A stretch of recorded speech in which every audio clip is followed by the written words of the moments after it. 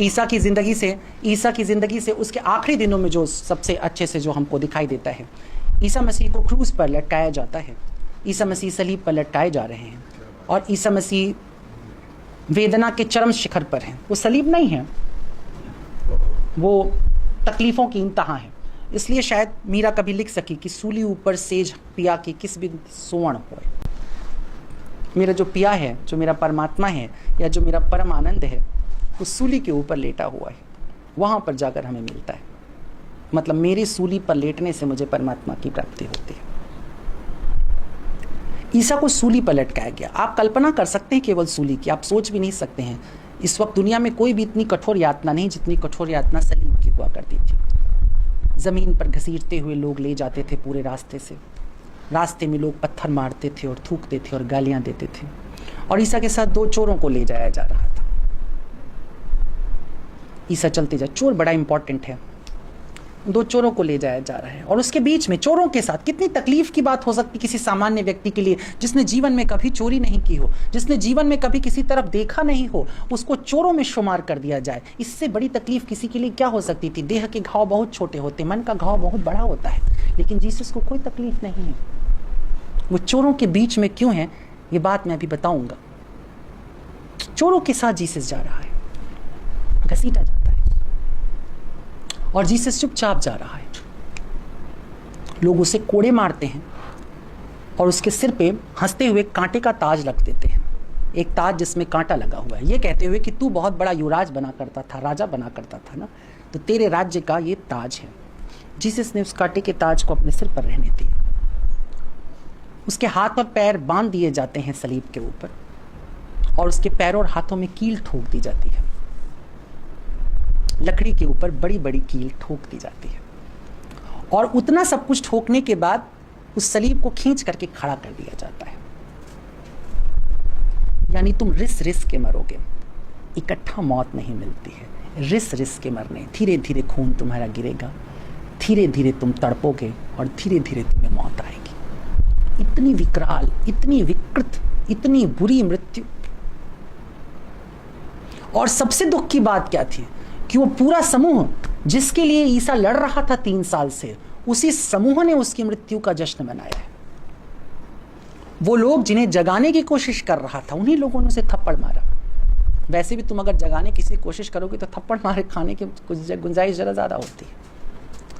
उन लोगों ने ही थप्पड़ मारा जिन लोगों को जगाने की उसने कोशिश की।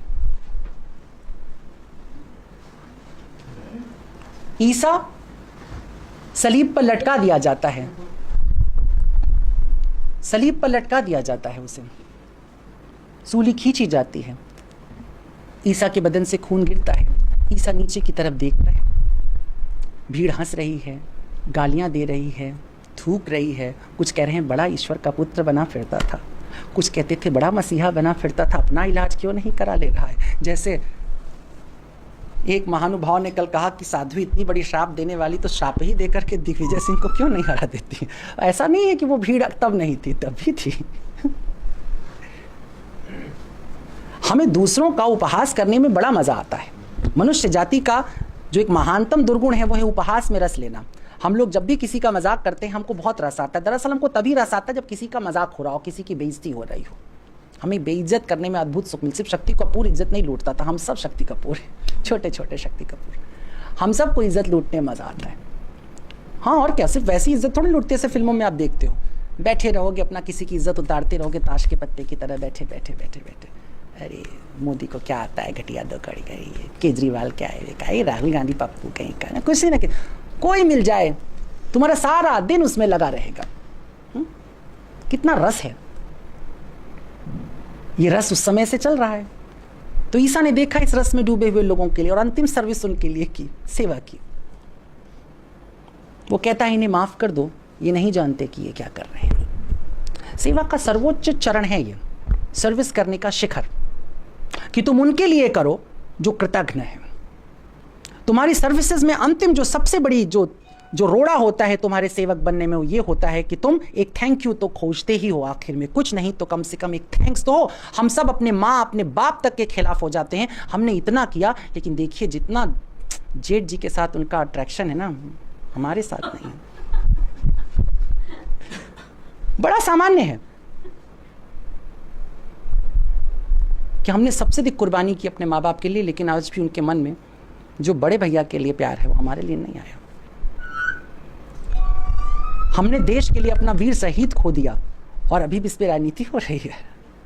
ये जो थैंक्स हम खोजते हैं, हमेशा एक जो थैंक यू खोजते हैं, जिसे सर्विसमैन के ऊपर, एक सर्वेंट के ऊपर अंतिम दाग बताता है कि ये वो जो नहीं जानते हैं, जो तुम्हारे प्रति कृतज्ञ हैं, जो अनग्रेटफुल हैं, जो एहसान फरामोश हैं, जब तुम उनकी सर्विस करते हो, जब तुम उनकी खिदमत करते हो, जब तुम उनकी सेवा करते हो, तब तुम दरअसल सेवक होते हो, तब तुम असल में सर्विस कर रहे होते हो। तो जीसस जिस वक्त ये कह रहा होता है कि उन्हें माफ कर दो, ये नहीं जानते कि क्या कर रहे हैं, तो ईसाई मतावलंबी ये बताते हैं कि ईसा ये जानता था कि वो ईश्वर का पुत्र है और ये लोग ये नहीं जानते थे कि वो ईश्वर का पुत्र है, इसलिए ईसा ऐसा कह रहा था कि ये बहुत बड़ा पाप कर रहे हैं, परमात्मा इन्हें माफ करो। मगर ईसा ये नहीं कर रहा था। ईसा सेवक था, वो सेवा करने के लिए आया था। उसने सीधे सीधे ये कहा कि इन्हें माफ कर दो, ये नहीं जानते ये क्या कर रही है, अबोध हैं, ये निर्बोध हैं, ये कृतज्ञ हैं, इनको कृतज्ञता का भाव नहीं आया है। मगर ये कृतज्ञता का भाव नहीं आना इनका अपराध नहीं है, इनकी कमजोरी है, वीकनेस है। तुम वीक के खिलाफ नहीं होते हो, तुम क्रिमिनल के खिलाफ होते हो।